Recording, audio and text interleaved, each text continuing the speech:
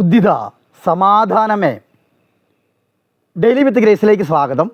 Subscribe, bell button, like, share മറക്കല്ലേ.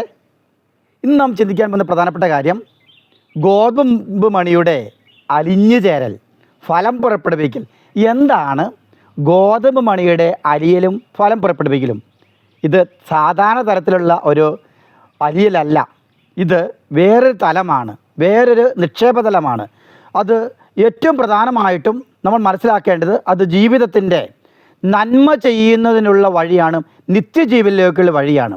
ഈ ഗോതമ്പ് മണിക്കുള്ള പ്രത്യേകത മറ്റ് ഗോതമ്പ് മണിയിൽ നിന്ന് വ്യത്യസ്തമായൊരു ഗോതമ്പ് മണിയാണ്. അതായത് മറ്റുള്ള ഒറ്റപ്പെടുത്തുന്നൊരു ഗോതമ്പ് മണി, വളവും ജലവും നന്നായി നൽകാത്തൊരു ഗോതമ്പ് മണി, മറ്റുള്ളവർ മാറ്റി നിർത്തപ്പെട്ട ഗോതമ്പ് മണി, അതുപോലെ തന്നെ വളരെ മുള്ളു നിറഞ്ഞതും ചെളി നിറഞ്ഞതും വ്യത്യസ്ത കല്ലുകളും നിറഞ്ഞ കുഴിയിൽ അല്ലെങ്കിൽ ആ മണ്ണിൽ നിറഞ്ഞ ഗോതമ്പ് മണി.